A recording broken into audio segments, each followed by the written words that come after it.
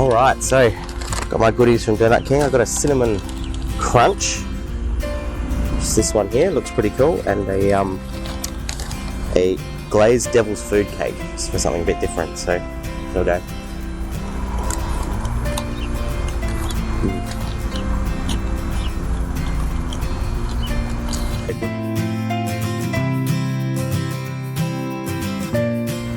So the cinnamon crunch one was very nice, tasted great. I like the contrasting texture of those little like graham cracker kind of bits on top.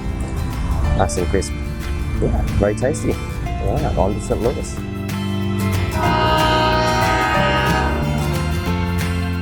I don't know if you can see behind me, just over my left shoulder there's a Coast Guard recruiting centre, which is rather interesting because Kansas City is pretty much smack bang in the middle of continental US. There's no sea anywhere nearby.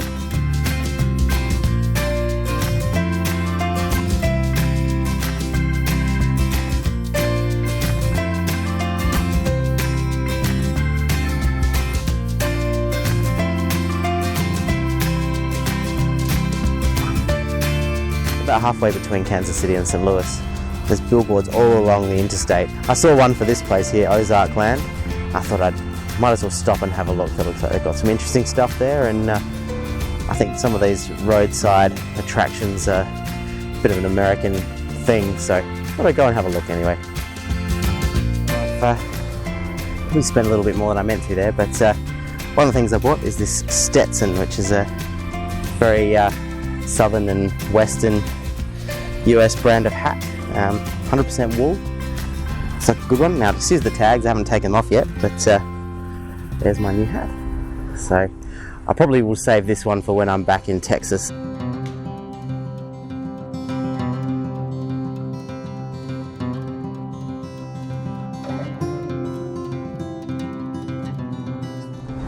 Just arrived in the cute little town of St. Charles, Missouri. It's on the Missouri River, just northwest of St. Louis. A very pretty town. Come here to go to a soda bar called Little O's Soda Bar.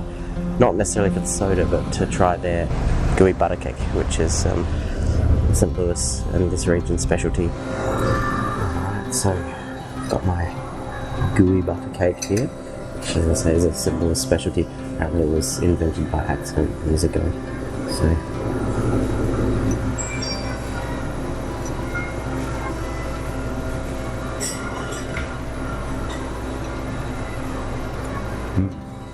It's a gooey cake. I'm back at the Missouri River here, which is not very far from where it actually joins up with the Mississippi. A town called St. Charles. I love the names that some of these places in America have been called. Across the other side of the river, that area is called Earth City, and some of the other names have been passed today. There was a town called Mexico. Town called Louisiana. The great thing about road tripping in the US is discovering all these interesting names. Now I'm going to go up the top of the Gateway Arch, which is St. Louis's most famous and well-known attraction. Apparently there's a great view from up there, and there's this cool little tram that goes up inside the arch, which will be very fun. I'm about to go and climb the Gateway Arch. Now I'm going to have to do it without my little steadying apparatus, so excuse the bumpiness, and also without the microphone, because I have to go through all sorts of scans and things, and I don't always look too fondly on strange bits of electronic equipment, so that's why I'm doing it that way. But anyway, I'm looking forward to going up there. It'll be an awesome view, beautiful day.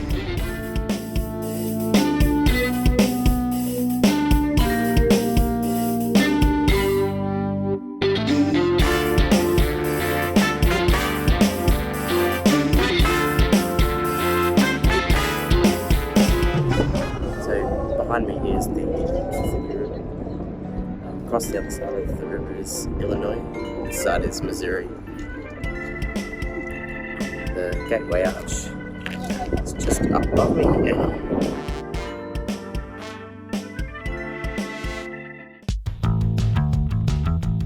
Just wandering through St. Louis, and I found myself in the middle of a barbecue festival of all things. I don't actually have any room for any more barbecue, but this is amazing. It smells amazing. There's barbecue here from all over the place. There's the place just behind me there that I went earlier today. There's people from Texas, from all different places around the country.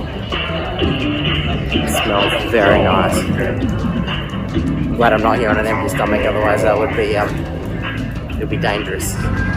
So I managed to find a free bourbon tasting stand here, which is pretty awesome. Very nice. From Louisville, Kentucky.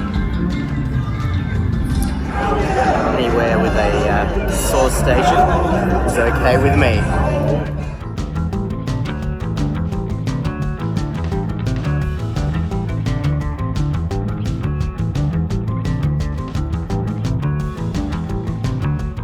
St. Louis Union Station behind me here, well, the old Union Station, it's not the train station anymore, it's a hotel and shopping sort of area.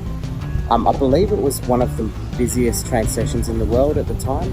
When it was built, I think it was one of the biggest as well.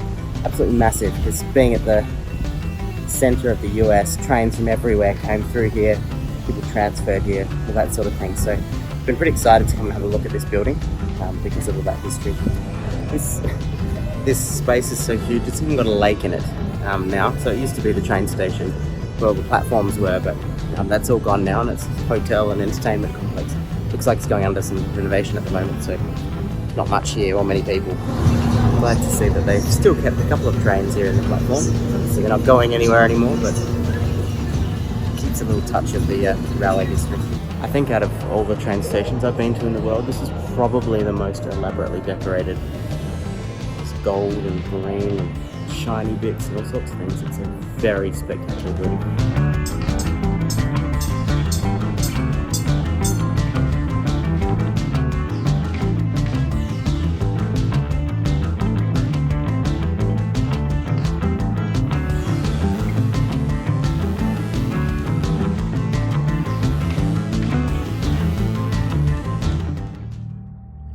I'm just visiting a place called the Cahokia Mounds. Now it's a collection of, I think there's something like 80 mounds here, which is the remains of a city of people, Native American Mississippian people who built this place about 1,000 years ago. It's one of the best surviving evidence of pre-European civilization north of Mexico. So yeah, it's going to be interesting. So this mound here is called Monk's Mound, and it's apparently the largest prehistoric earthwork in the Americas. The base covers 14 acres apparently. I've got a sign right here, you see, that's how I know all this. And it was built between 950 AD and 1200 AD, so they started over 1,000 years ago building this particular mound. So behind me here I have the most spectacular sun setting over St. Louis scene that you can imagine.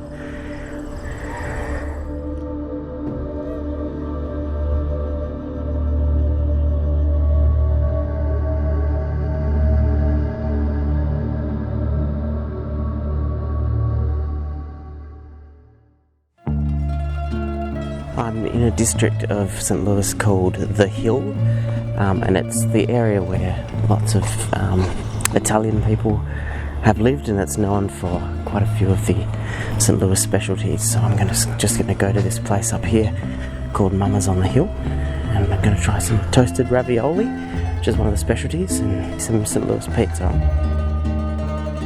If you notice, the pizza is really thin crust, and they have their own kind of cheese here, which is called Provel, and it's a mixture of provolone and a whole bunch of other cheeses together, and St. Louis just decided to come up with their own cheese, so that's why St. Louis pizza is a bit unique.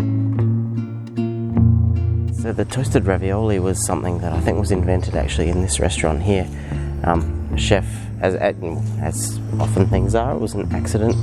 A chef accidentally dropped some ravioli in the deep fryer and ended up being quite tasty. And I agree, it was very tasty.